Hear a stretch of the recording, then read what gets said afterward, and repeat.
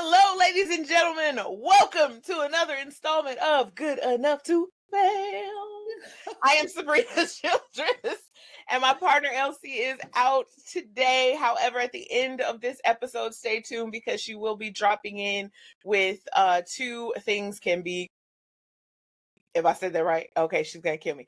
Two things can be true at the same time. Okay, I was trying not to use the damn word that she used, but I'm gonna say it. Two things can be true at the same damn time. How about that? So Elsie will be dropping that in on us. And so today, ladies and gentlemen, I have such a multifaceted fellow Illinoisan on the podcast with me today. And this is Miss Diane Randall. Thank you. I'm like, okay, so I'm gonna tell the people, right now, when I say multifaceted, you really are multifaceted. And I love that. I love that. I myself am not a, one or two lane type of person. And I feel like life is to be lived, and let's do it and let's do it and move. Like, right, we're gonna stick and move.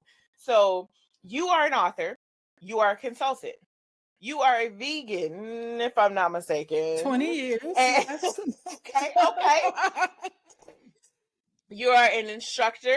Mm-hmm. And you often talk about mental health and resiliency and things up under that umbrella. And so for those of you listening, I'm going to say it right now, even before I even let her fully introduce herself, okay? She has a book called Jumpstart Your Life, right? Jumpstart Your Life. Go look for it on Amazon. I will drop the link in the description so you can easily find it. But again, Jumpstart Your Life. And I feel like, what's the song? Jump, jump, jump to it. Okay, y'all, I'm telling you. Right? So go get it and come back, or no, stay and then go get it at the end. Okay, cool. All right. All right, Miss Diane, can you please tell the people all about you? Well, what I can say, you talked about life can be lived and we just live life. What I can tell you, what I do is built out of a life trying to be well lived. I am what you call a whole living consultant. And what that means is I help people to bring together their mind, their body, and their spirit. And what that means is I teach classes for, I call it self-growth or personal growth on setting boundaries, breaking unhealthy habits, as an example, plant-based nutrition, all those things that help us to live a life from the inside out. And I do that on multiple platforms, teaching, podcasts like yours, any way that I can get the message out to help people live the life that they want to create and deserve. Life is about what we desire and what we want. But unfortunately, for a lot of us, there's life that gets in the way of how we do these things. So I remember my journey some 30 years ago. So I've evolved into a whole living consultant so that I can support people who want to be on that journey to living the life that they truly, truly want and love. I love that. So, excuse me, what, for you specifically, right? Because we're talking about you today, what led you to, we're going to talk about veganism first. Pause, y'all. Let me take a little sip of water. There you go. Okay. All right. What led you specifically? What was the moment for you that said, I want to do plant-based vegetarian veganism? What was it that led you down that path? There were several moments and processes. When I was starting out my career many years ago, I had a lot of just gut issues from just eating the standard American diet. Here I am, a brand new consultant. I have an expense account for the first time. So what that meant was I'm eating any and everything. But what happened, that was 25-pound weight gain. I had very high blood pressure, high cholesterol. I mean, I'm really young having all these chronic conditions showing up. And believe it or not, that was impacting me at the time. I was single divorced mom with 2 children, and I'm in and out of the hospital for gut issues, thinking I'm having a heart attack, but it was really Oh, wow. gut issues. And it wasn't anything that I needed surgery for, but I was going down a path where my doctor would say, if you don't get it together, you're going to have a heart attack, you're going to have a stroke. I mean, those were the words he would say to me. And I really wasn't feeling good.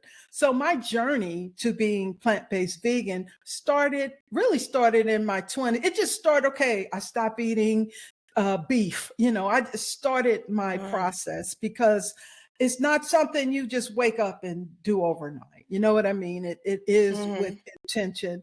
So as I got older, I was still feeling really bad, and the gut issues were really getting worse. As a matter of fact, what made me say, this is it, after the little changes I was making, was I had to go and get what do you call the gastroenterologist gave me a test. And he gave me a test. And when I woke up, he said, I think you have Crohn's disease. Oh, whoa. He said, I sent off the pathology and you'll know in a few days. And I'm like, oh, okay. So I started researching on that. I knew it wasn't a good thing, but I'm like, wow, So turns out I did not have Crohn's disease, but God I bless told you. myself, Okay. I'm done. I'm done with the standard American diet, because ever, my mid 30s, I started having all these gut problems with food, and I really didn't know what to do. But I had a friend named Pam who literally, and she had become plant-based vegan, and she literally educated me on what that meant. And at the time, she gave me DVD. I'm aging myself. DVD Okay. of called Eat, and it was about how the link between processed food, heart disease, stroke, and all those things, which I had not. I knew, but I didn't know the deep connection, what eating certain foods can do to our health. I really didn't. I guess I wasn't conscious of it. I kind of knew, because we all have, we see these things in our families and in our life. And at that time, everyone in my family at the time that was over 60 years old, diabetes was rampant in my family. And that was one thing that I did not want to get. So I had to become very conscious and intentional. So that meant I educated myself. And I'm not saying everybody needs to do this. I actually went to nutrition school, because food, even if you're doing mental health, food is a part of that. Food is connected to our mind, body, and our spirit. It does impact us in a great way. It really does. So I just evolved over time. I started teaching plant-based nutrition at College of DuPage. I still teach it. I do online webinars, because as I've learned and I've gotten better, I want to help others to, that's a hard thing, but I really try to educate people that really want to hear it and want to listen. My family has been my biggest audience, and this isn't something that you tell people they need to do. You know what I mean? It's something that it's something that people have to hear you and really, slowly connect or not.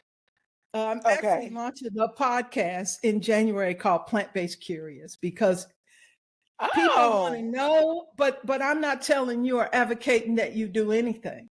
Really. I'm not judging you. It's, you may or may not. It is something that you connect with, that because if it's not in your consciousness to do it, and you don't have a strong why or why you're doing it, you're really wasting your time, because you are just doing something that's trendy, and you'll be back to what you were doing before. So it's really something that has to come from your body, your mind, and your spirit, something you want to connect to. What is your why? And my why was, I have 2 children. I had an awesome career and I wanted to be around for my family. And I was conscious enough to know, even though I didn't know what to do, that if I stayed on this path, I'm going to be sick or something really bad as I Yeah. got older. So thank God. Uh, I Mhm. started that process. It's been 20 years. And over time, I'll tell you, you just do small steps over time. I can say 20 years, I'm full whole food, plant-based vegan, but it wasn't that I woke up and that was true. But I've certainly been on a journey for 20 years. See, I can honestly say I literally woke up and jumped into it. Like I Oh, am one of did those you? people. I Mm. was on I was on a plane to Mexico for a wonderful vacation. And I was, you know, how you download the movies, whatever. And Tabitha Brown had just, you know, she's always talking about this documentary, What the Health, right? And she's like, oh, you know, she does like yourself, Mm. right? She doesn't push it on you. She's just like, hey, this is what did it for me. So I said, well, I'm gonna check this out because you know everybody's been talking about it. It's obviously been out for years. I'm gonna download it, watch it on this long flight. And so I watched it on the flight, and I was like, whoa, like not Yeah, for just like the animal sake of it, but just like right. it was mind blowing to me just the facts that they presented That's right right. in that documentary. And then for a long time though, like you said, it was, I guess you could say it was a process a little bit because I was like trying to pull back on the meats and stuff because my blood pressure kept going up and down and my weight was just fluctuating Mhm. and it was just you know, trying to figure it out, right? And then they told me uh you know, well, you need to drop pounds, and I'm working out like crazy, right? Yeah. Like, and nothing's happening. And I'm like, okay, if I swim for 2 hours and go to a Zumba class and do all these different things 6 days a week, and I drop See, 2 pounds, something wrong. Sabrina, that's exactly what I was doing. I was so crazy. I would be in the gym for 2 hours, especially if I ate a piece of cake or something like that. I called it doing Hmm. my penance. It's nuts. It sounds nuts, but that's what I was doing. I was like, every And time I I have a was not coffee, three dropping pounds. weight. Like Yeah, it's yeah. why it's a whole. So I just said okay. So I said, well, after this For me, it vacation. was a very unhealthy mental relationship with working out. Mhm. Be spiritual, that goes together. Yeah. I said after this vacation because it was all inclusive. So I was like, and I know they raise their food and stuff differently there and whatever. So I was like, I'm gonna go ahead and indulge up here. But now I will tell you, while I was there, I mostly ate seafood and stuff. But like I was like, okay, you know, and I have been eating Can't Believe It's Not Me. Shout out to Chef Fab and the family. It's a vegan restaurant, like 3 locations in Chicago. But I you know I love that type of thing, but again I knew better than the overdo processed vegan, right? I knew better than that. So I said, okay, I'm gonna try it.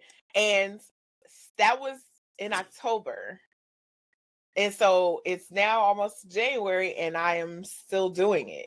So, and I made the mistake the other day. I took a bite of a it was supposed to be a vegan bacon BLT or whatever. It was not. It was it was regular bacon. And I when I tell you like my stomach was like, I don't like this, like at all. So and I'm like and I want to know for you, like did you have those hurdles where it was like, you know, it was a challenge, then you felt it in your being like that this is, you know. Well, I'll tell you, I was a straight up sugar addict. Okay. Oh, I okay. could not go one day without something sweet. I mean, it was really, really bad. I mean, if there was something sweet around me, that's all I thought about all day. Sugar completely had control of me. Oh So when wow. I Okay. when I started the whole food plant based, Hmm. and I would say I had been, on that process, but when I just focused on food with no face, no mother, that was grown in the ground, when I just focused on that for like 3 months, guess what happened? The I sugar. have no sugar cravings at all, even to this day. I do You don't not even use crave sugar. No, I don't use, no, no. Wow, you don't even do sugar I don't do sugar. I don't do any refined sugar at all. Now, Oh I wow. have like I love green tea. So Uh-huh. I'll use a small packet of agave, the real Hmm. agave that comes from Yeah. the agave tree in Mexico, but Yeah. it's not. I don't. Here's the beauty. I'm not trying to sweeten. It's so bitter. I just need to knock some of the bitterness off. So that's how you Okay. know that you're over your sugar, because sugar, and that's the mental part, was just controlling me. Oh wow. And I understand, and we've been conditioned our whole lives to eat meat. I mean, just natural. That's just where I come from. So Hmm. originally, what I would do if I wanted a burger, I would get a black bean burger. I needed something to substitute at that time. Reminiscent. Yeah. So if I want a Yeah. burger, yeah, I needed and that worked. I was substituted with Mhm. something that wasn't real meat. So when I first started being plant based, it was all about health. It had nothing to do with animals. Okay, whole food plant based. Okay. When I started, had nothing to do with animals. I was trying to improve my health. Well, Okay. fast forward a few years later, because it all doesn't happen at one time. A few years later, Hmm.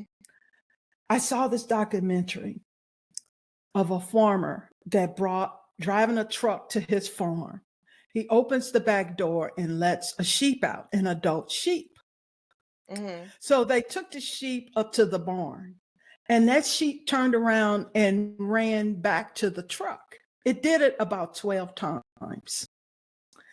And I was Okay. overcome with emotion because for the first time I connected with that sheep. That sheep was looking for its baby.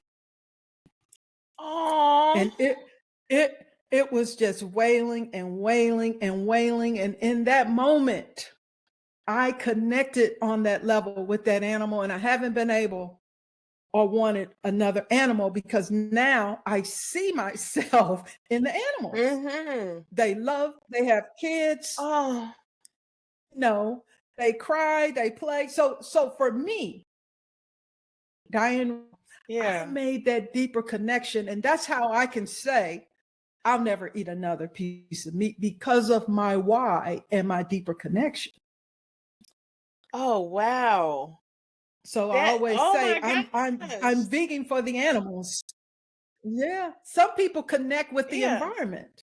Some people connect with Right. the environment as to why they won't eat animals, because agriculture, raising animals, is the biggest cause of one of the biggest contributors to climate change. The methane in the air, the ground that they cover, all the climate, all the things that the food that they Hmm. eat, the corn, all that, all those. So I've consciously and intentionally educated myself. I don't just say I'm not doing this, or I'm not just on Google. I live the Okay. experience. I live the experience. I stopped eating dairy, which I never knew since I was born that I had a dairy sensitivity. I really couldn't process the dairy. But I grew up, I thought that was normal. You know what I mean? To have a tummy Hmm. ache every Yeah. time I ate cheese and drank milk. I Uh-huh. didn't know any better, but I learned so much about Yeah. food and milk, and not demonizing anything. But for me, I always say I'm whole food, plant based, and I'm vegan for the animals. And I do volunteer work, when I have time to Yeah. advocate for animals and better health, because the standard American diet has gotten even worse. Okay. It's Yeah. even worse today than it was. I call myself a baby vegan. Like I said, I'm fresh into Yes, this, right? it's So a I'm like, process. okay, It's a process. yeah. And it's been, I'm not even gonna say a challenge. It wasn't until like about 6 weeks in that I was cooking my husband a separate chicken meal, right? Hmm. Hmm. And I was trying to find like a chicken replacement type of Hmm. thing, and I was like, I don't really want to do the whole tofu thing because I'm trying to stay away from soy because I know what it does. Too much of that, it's too much of anything, right? But too much soy, what it does and stuff like that. So I'm kind of like, eh. And I wanted some chicken really bad just because I was, and I joined this group on social media just trying to, find different recipes and, just figure it out. And here's what I want to ask you, because these people in this group were really like, they were at each other because somebody had posted, again, I told you I was looking for a chicken recipe, right? Like a chicken, I'm using air quotes here, or something to kind of replace it. And somebody was like, oh, try this brand of, vegan chicken or whatever, it's plant-based chicken. And people, it was like almost 1,000 comments back and forth about, don't call it chicken if you don't want to, eat the chicken. Don't call it a burger. It's not a burger. It's mushroom bacon, but it's not bacon. It's listen. See, but see, that is, to me, I personally, I know the kind of groups you're talking about. I used to belong to a vegan group, and I didn't join the vegan group. Here's the thing. We have been raised, and meat has been ingrained in our DNA since we were born. So of course, you're going to have that connection with that chicken. Of course. Right. Of course, I had the same thing, which is why I'm telling you, I would have to go and find a chicken made from tempeh or some type of plant-based alternative from Whole Foods or whatever, Sprouts or whatever store, so that I can cook me some chicken. Because guess what? It's up here too. The brain is in control. So if you wanted real chicken and you went and got the plant-based chicken, your brain would be okay with that, because that's who's driving. Okay. Right. You're like, so like I said, I mean, literally, that was my experience. So yes, I literally, I wanted the burger, so I got the black bean burger, I got the quinoa burger, something that my body would recognize as a burger. Because guess what happens if you just say, I'm not going to eat the chicken, and you're going to still want that chicken, because that meat, for those of us that are meat eaters, I'm not going to say the whole planet are meat eaters, but most of us have grown up with meat, and it's just in us. It's just in us. So like I said, it's a process. So for me, for years, it's beautiful now because you can get almost anything you want now. But when I started, they didn't have all these plant-based ideas, but you have to be careful with all of that because it's all not healthy either. So looking at ingredients is very important. It's probably one of them. After saying you're going to be plant-based and vegan or not, the second thing is reading ingredients, learning ingredients. So that okay. Oh, go ahead. I'm sorry. You piqued my interest. That's okay. Like the ingredients, because even that was an argument. And I said, this group is too much, because I'm just trying to learn, and it's hard to learn, right? So the people out there listening who are trying to figure out and that type of thing, there was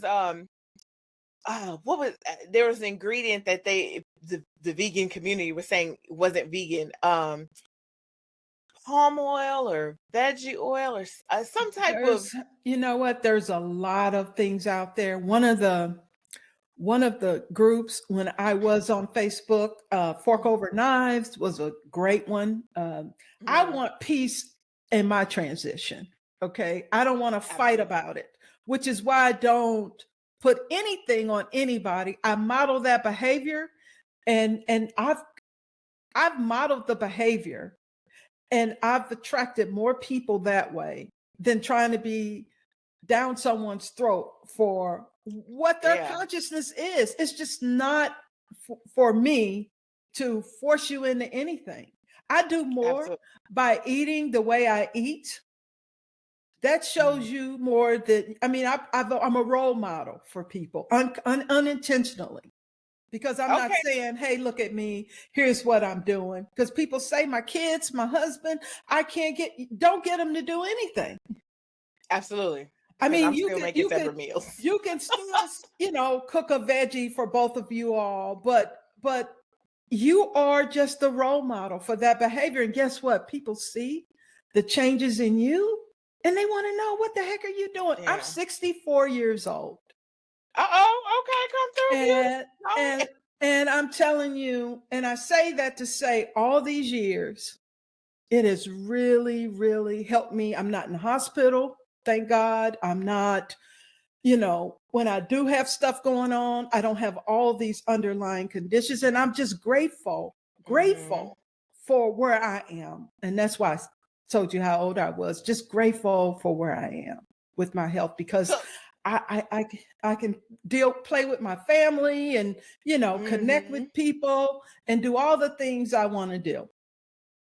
So speaking of socials, we're gonna pause right here because I want tell us what your website is.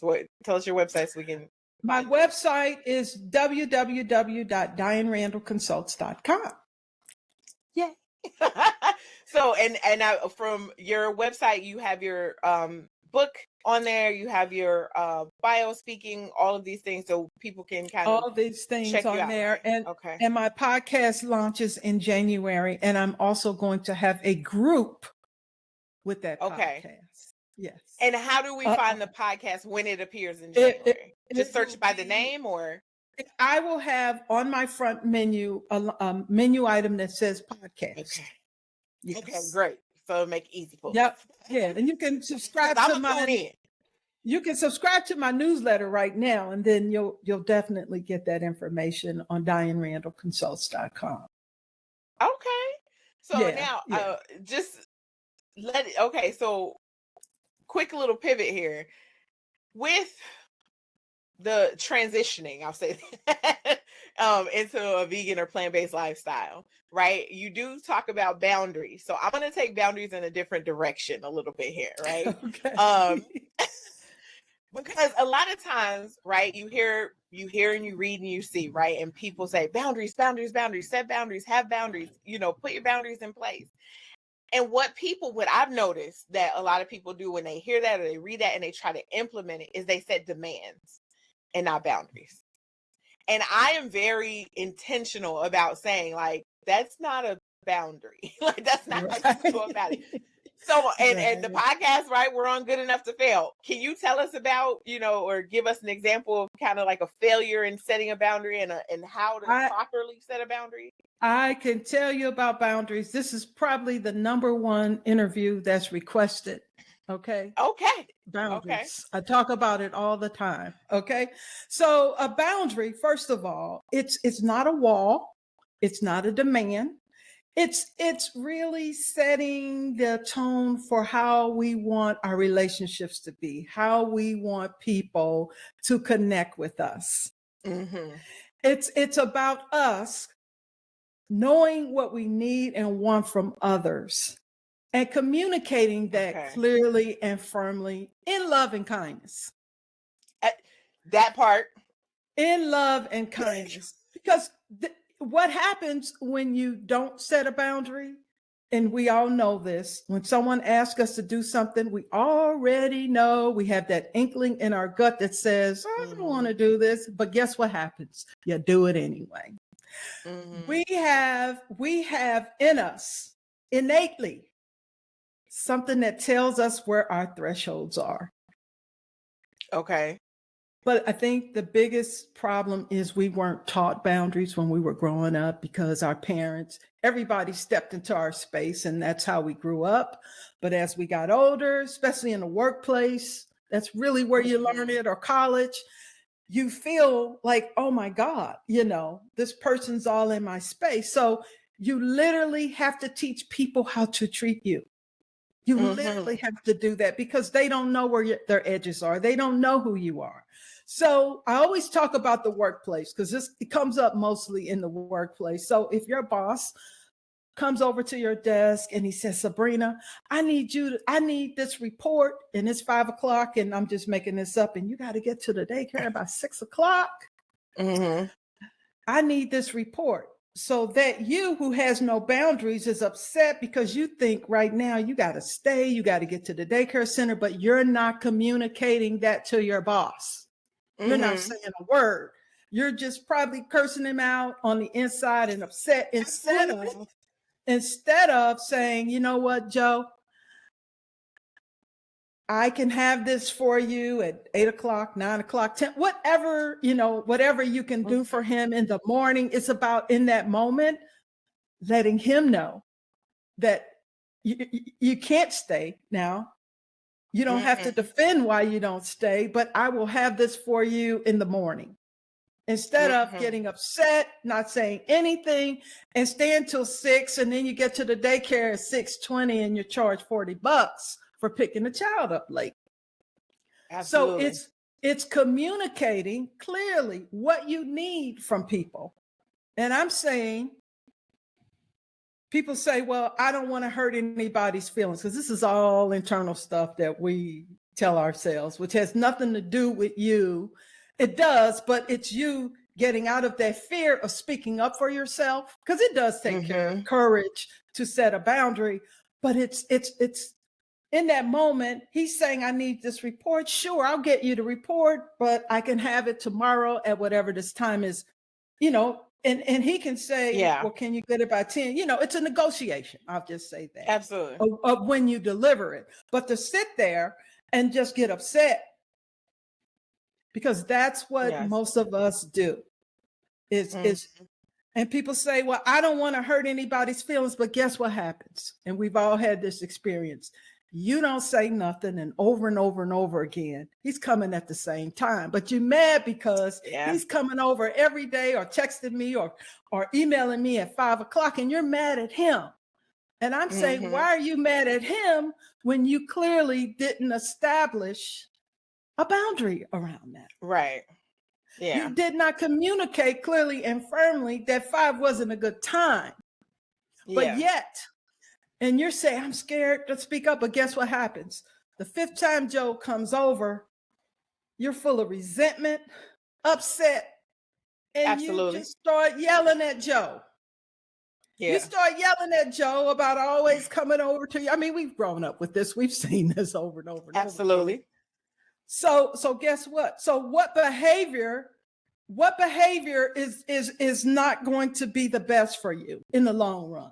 Okay. Is it going to be that person who speaks up in the moment, even though they're afraid to set that boundary and talk about what they can do? Or is it that person after about the 5th time that starts yelling and screaming and getting upset with Joe because he's in your face again, and you have to go to the daycare center?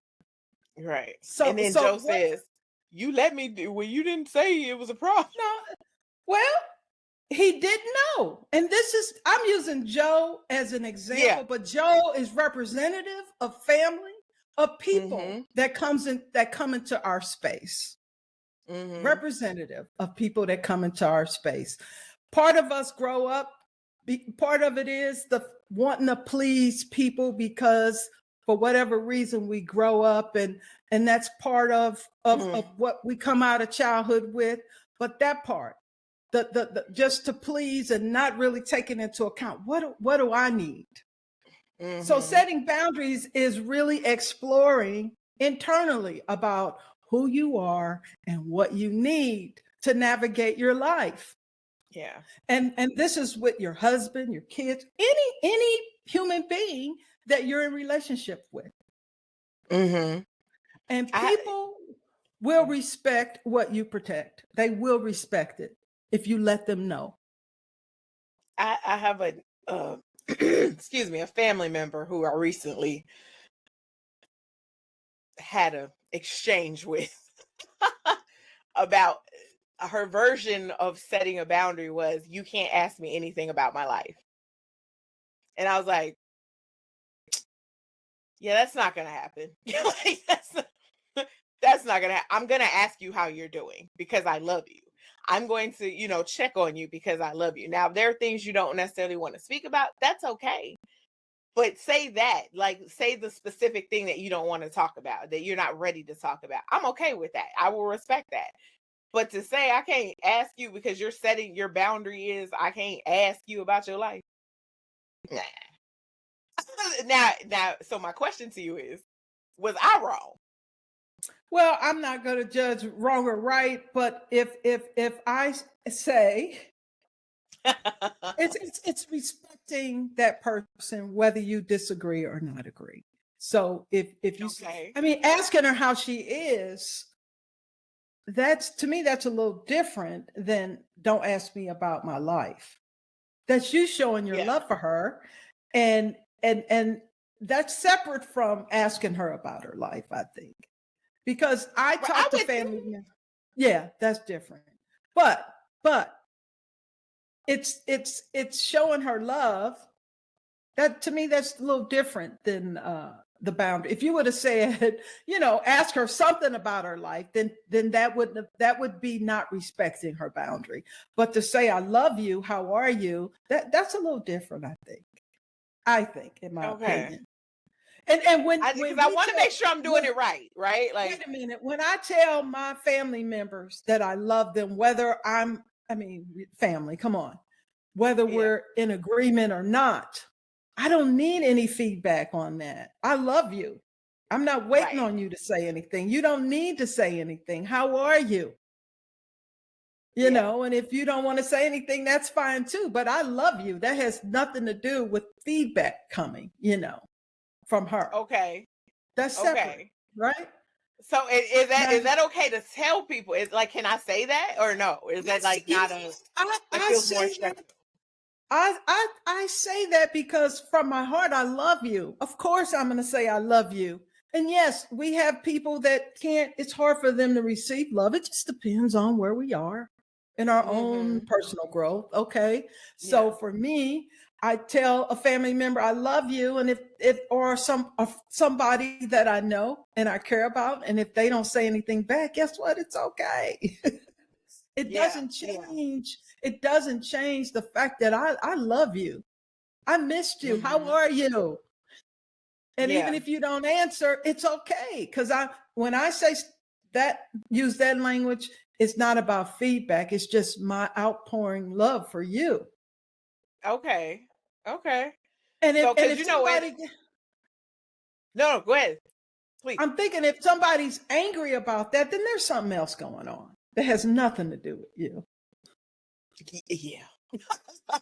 And the reason I asked too is because with holidays coming and going, right, and there's always the ebbs and flows, and everybody sits around and it's either you hate going or you love going, or you're somewhere in between because if cousin such and such shows up, you're walking out the door.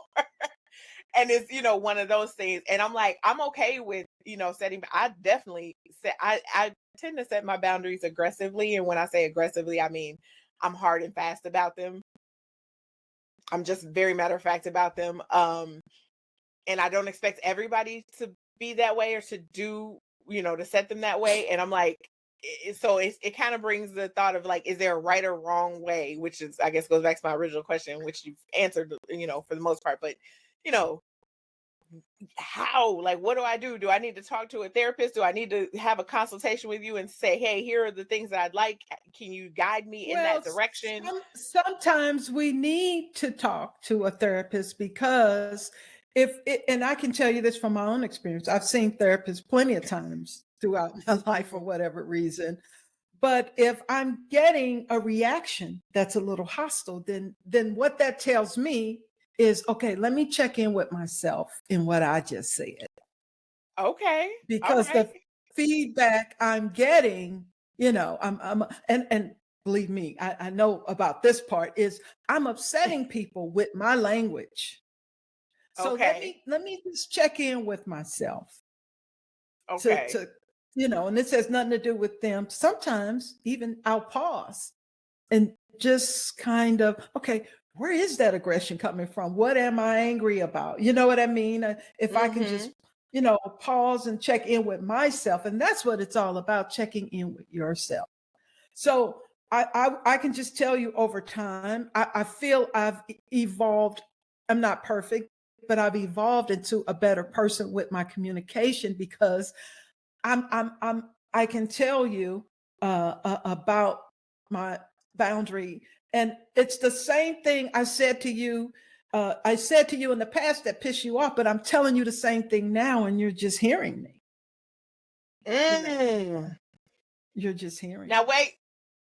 Tell the people where to find you one more time, because that was the worst. www.DianeRandallConsults.com.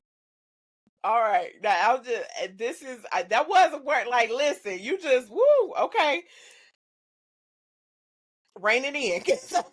If you think about it, when you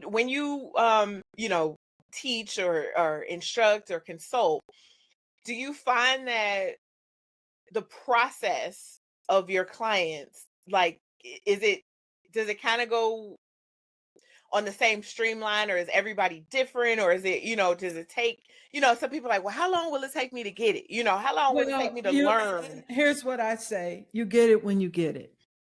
You know what I mean? And it's having an open mind and an open heart, and recognizing that my behavior is not about anybody but me. Okay. My upsets are really about me. I'm not saying I wasn't triggered by what you said, but it's my response to what you said that I can control. She gave us another word. Okay. So which this kind of leads me into, and again, I definitely want to have you back, and I definitely, with LC on as well, because it kind of leads me to the CPD training. Can you tell us about, and see, for those of you who don't know, CPD is Chicago Public Schools, or schools, Lord Jesus, that's CPD. Chicago Police Department. So what has that been like? Because based on what you just said, like the previous sentence, like that, do you teach them that as well, or like how? Here's what happened. This was right after George Floyd was murdered. Ooh. So I had applied for this teaching opportunity. Didn't know it was the police department. Okay. And I got an interview, and basically the Chicago Police Department in 2020, they were looking for instructors. And what I was hired to do was teach stress management and resiliency. Okay. So that went on for about 6 months at city colleges out south. And it was a very, and it's, I think for me, to do that in the midst of everything that was going on, I just felt it said a lot about my growth. Okay. To be able to not let everything that's going on influence me in any kind of way. But here's what I learned. Yes, I learned that in the midst of all the bad press that they get, and there is a lot of bad press, and there's a lot of truth to it. But I also learned that these are stressed out people. And it scared me, because knowing that they're stressed out, there's a lot of suicides, there's a lot of domestic violence and drug abuse. It scared me, because these are the people that are showing up to calls when people call. Yeah. And that, I just felt so grateful to get that insight. Not that I could do anything about it, but I was able to ask them, how are they showing up? And I'm not going to say everybody was into the class either. Okay. But I did meet some cops that were into the class, because their biggest gripe was, yes, we're in class, you're teaching us, but management's not going to do anything about it. And I'm still stressed out from having my off days canceled. I've been working 20 days without an off day, and they don't care. And at the time, it was COVID, it was the riots, and that was I learned their fears. Yes. And I also learned that when they're that fatigued, when they're that tired, I said, so how are you on your job? I mean, how are you present on your job? And they're not. Their partner covers for them. And here's another thing I learned that was huge. So I was supposed to tell them about their counseling services that they take. I was supposed to mention that.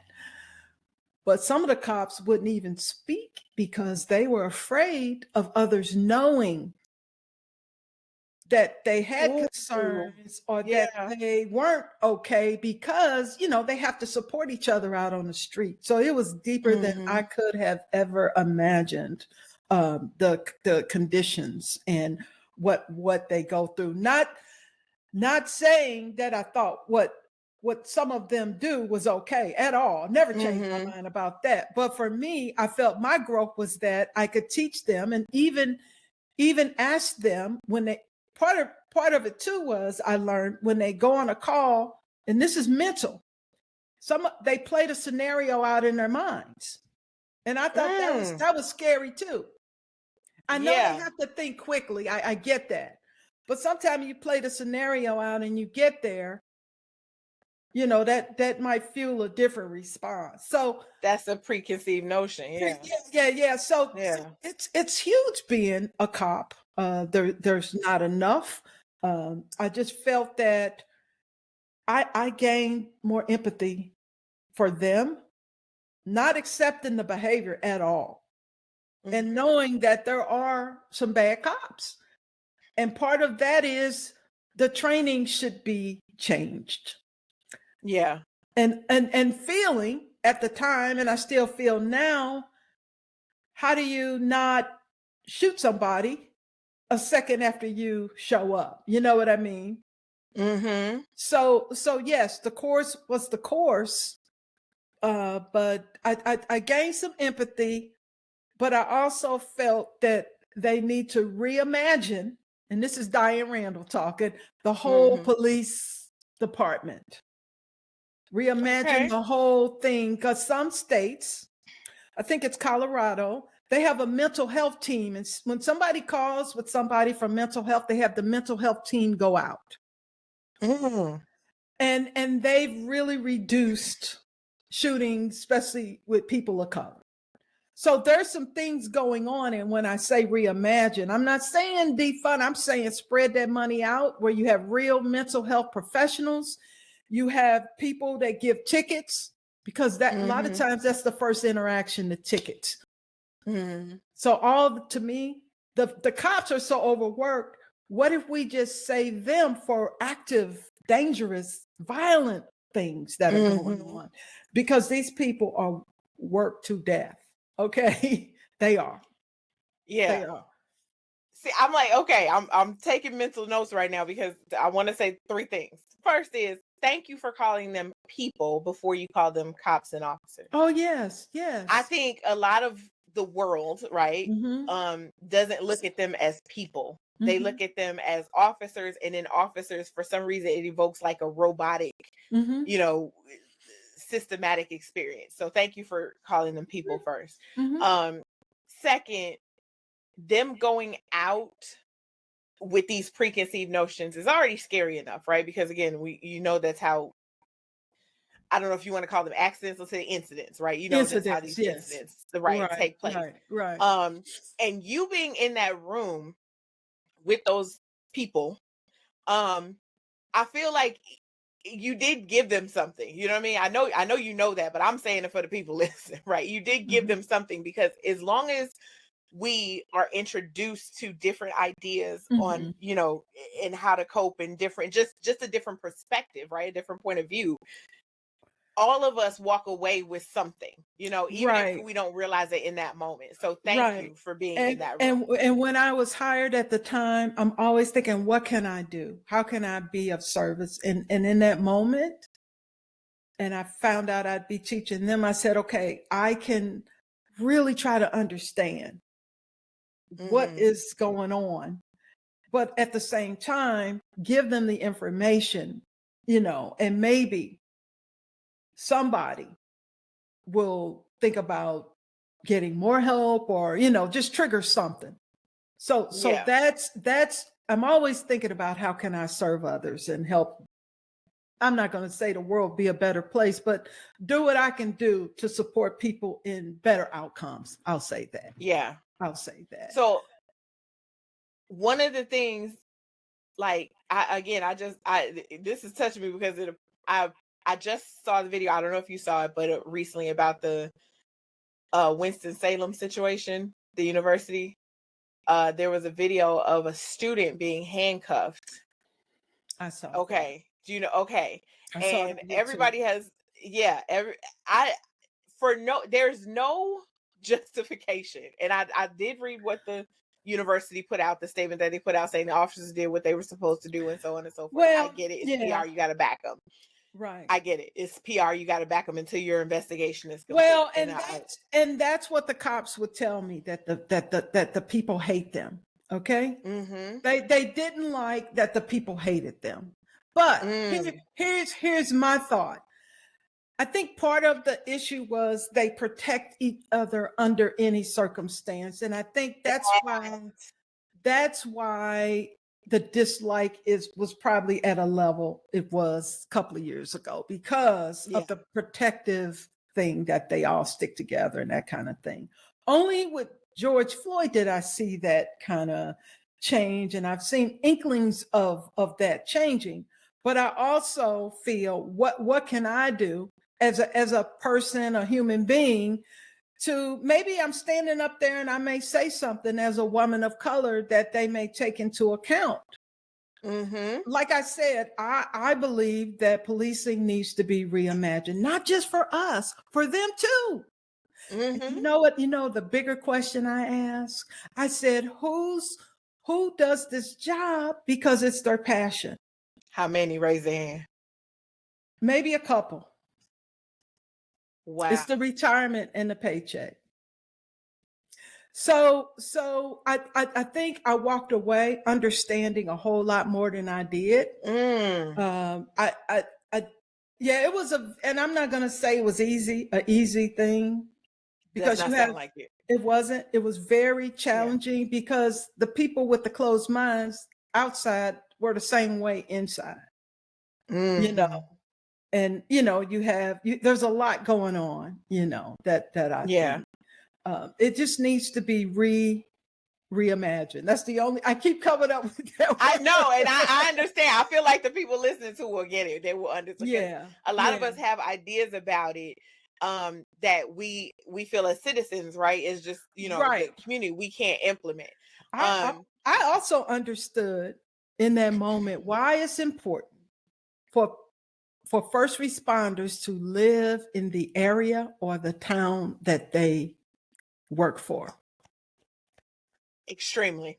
I got it on a whole different level at that time. So I learned so much. Man, I learned so much. So saying that though, given the opportunity to, to do it again, not a do-over, but to do another class, it sounds like you would add something. Maybe do something slightly different, or present maybe a little bit more. I would, knowing what I know now, I'm sure what I know now, I would probably do the same, but I've learned so much. So I could probably ask different questions. It would sharpen the tool a little bit more to ask deeper questions. But it wasn't easy. They weren't an easy audience. They weren't all the time. They really weren't. They weren't. And I say, I commend you for that. But a lot. But I am so glad I did it. And it was probably it was the hardest teaching job I've ever had. Listen, CPD, whoever under the sound of my voice, y'all need to get her back in there and move her around, to different locations and stations and all this other stuff. And I know currently, right, we have the city of Chicago has a race coming up. So whomever is in charge, whenever you listen to this, please contact. Well, and that's the part. It's not the police officers themselves. I don't think they have any control over anything. They're doing what they're told. They're doing whatever protocols and whatever's passed down to them. How they deliver it, that's a whole nother conversation. Yeah. But I also feel that there just needs to be more investment in the policing of Chicago, period. I'm just speaking of all over the country, but especially Chicago. It needs to be looked at. These cops know what they need.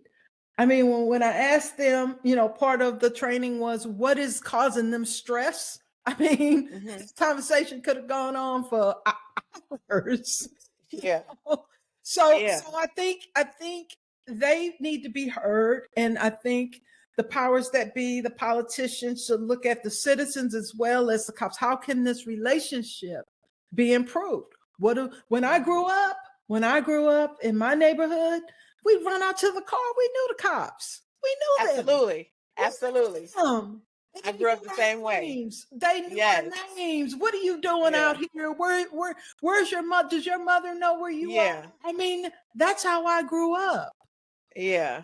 Yeah. But now, And whew, but now it's more of the people are the enemy. Sometimes I feel that way. mhm, Citizens are the enemy. So I just have a bigger question. How can we come together? mhm. How can it be a win-win? I'm not saying that I mean, we need the cops. We need Absolutely. cops, Yeah. but Mhm. we need cops that won't kill us. That part. Yeah. We need cops that when they see our color, that they don't immediately think we're up to no good. You know what I mean? Yeah. So there's some Mhm. psychological training, changes that need to be made. It's a big fundamental change that needs to happen, period, across the country Yeah. to policing in general. Now, when I say they need to contact you, I'm not just referring to the officers. So I just want to clarify that I'm talking to those politicians. That's why I said, that's why I referenced the election and all the rest of that. Whomever is in power needs to have Miss Diane Randall show up and be on the payroll and let y'all know how to run this thing. Because you can just the insight right now. Like I feel like I've always had empathy for officers. You know, I have officers in my family, stuff like that, Okay. and friends. But you just gave me a different perspective a little. You know what I mean? Like just move that needle a little bit again for me, because when I talk to those family and friends, they don't really talk about the job when they're No. off, right? Right. And B, I don't expect them to, right? Because that is Right. a very hard job That's to do. right. That's right. And B, it's when you do get a little conversation about it, it's very I'm doing this like rough and tumble, like They because put I on have that to. armor. Yes. That's another thing. And Yeah. and I had I've had those conversations with cops. I mean, some awesome guys Mm-hmm. who told me they have to put on that armor. They have to suit up mentally. Yeah. Do you know what that does to a person over and over and over Ooh. again? Do you understand Yeah. what that does to you on a emotional, mental, and physical level?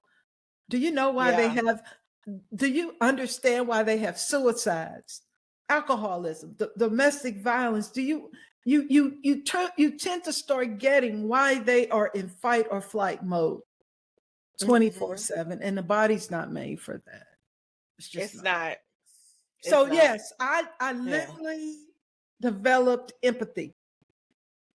Mm-hmm. I literally developed it, and I'm glad I have that insight. So yes, I don't like what some cops do. It upsets me over and over again, but I also feel that there are some good cops out there. There's some horrible Yes. ones out there. I don't Absolutely. want to leave that out. But I think Absolutely. as a police organization or whatever, they just need to do more upfront to bring in people. Yeah. I feel Yeah. that way. I'm like, oh my gosh. Okay, we are definitely having you back. Tell the people one more time where they can find you. www.dianerandallconsults.com.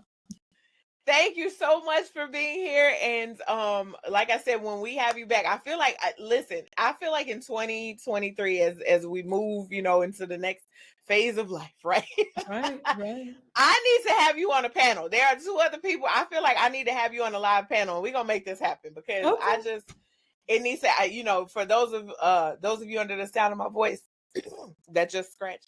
I am a publicist by trade, so I mentioned that because it's what I do. And one of the things that I feel like a lot of women of color. And when I say women of color, I mean Black, brown, Latina, Asian. Exactly. Right. Exactly. You know, all inclusive under that umbrella. We have so much knowledge and so much power, and definitely a way, our own individual ways of conveying messages. Yes. And when I say a word, honey, you gave me about 4, 5 of them. But I feel like those words, as I call them, they reach people in a different way, right? Yes. They Yes. hear it differently. Yes. And I love the way you present. And I'm so serious when I say, you know, this will not be our last meeting. So Okay. thank you very much. Thank you, coming Sabrina. on. All right. Thank you. And we will talk with you soon, and I will link all of your information in the description, Okay. so the world can find you. And again, the city of Chicago and abroad, but I'm gonna start with Chicago. Okay. Y'all need to bring her on. I'm for real about this. Like, we're gonna be at the next campaign meeting at City Hall. I need y'all to understand some things, okay? Because she has an insights that y'all need to hear, okay, and see. All right. So, all right. Well, until next time, you all have a blessed one.